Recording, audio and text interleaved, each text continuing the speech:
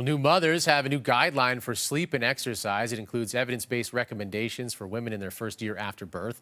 It's a world first and comes from the work of U of A professor Margie Davenport, who joins us this morning. Thanks so much for coming in. Thanks for having me. Now, let's talk about the need for this, because this is rather incredible. There wasn't really anything before. No, our last guideline was actually from 2003, so 22 years old, and all that was recommended at that point in time was to engage in pelvic floor muscle training, and that exercise was okay when you're breastfeeding. Okay, so what has changed in that? That's a lot of time without much guidance. What is recommended now as far as, let's start with physical activity? So based on our review of 19,000 different articles, we actually summarized that, and we found that engaging in at least 120 minutes of moderate to vigorous intensity physical activity was associated with a 45% reduction in the odds of developing depression, 37% reduction in the odds of developing urinary incontinence, and a 28% reduction in the odds of developing type 2 diabetes.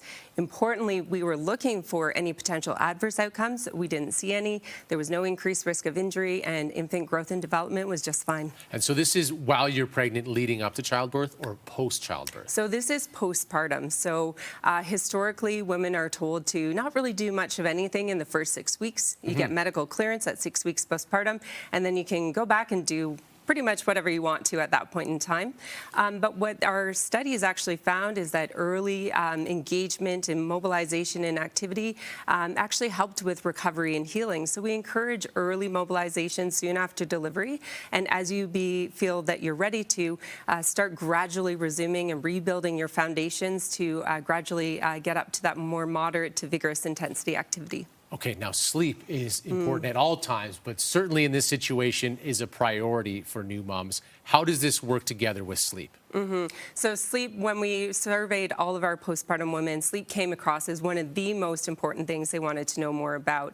And our studies actually found that engaging in higher levels of physical activity improved overall sleep quality. Moms weren't necessarily sleeping longer. They were still getting up pretty frequently, but when they were asleep, they slept better, and they had overall reduction in daytime fatigue as well. Okay, very interesting. So for new moms who are out there right now, what would you say as far as getting going on this? Perhaps they've been given other advice, or they would like to sort of push themselves into this. What would your advice be?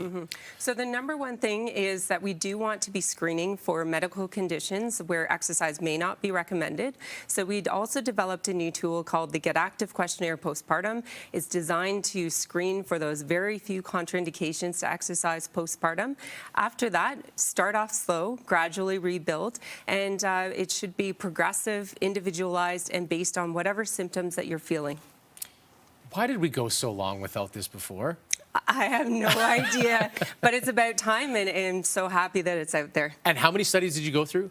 We went through 19,000 in total. 19,000 studies. Well, thank you so much for your work. This is certainly going to help out people at home and potentially new mothers in the near future. So thanks so much for coming in. Thank you for the hard work, important advice. If you'd like to learn more information, you can go to exerciseandpregnancy.ca.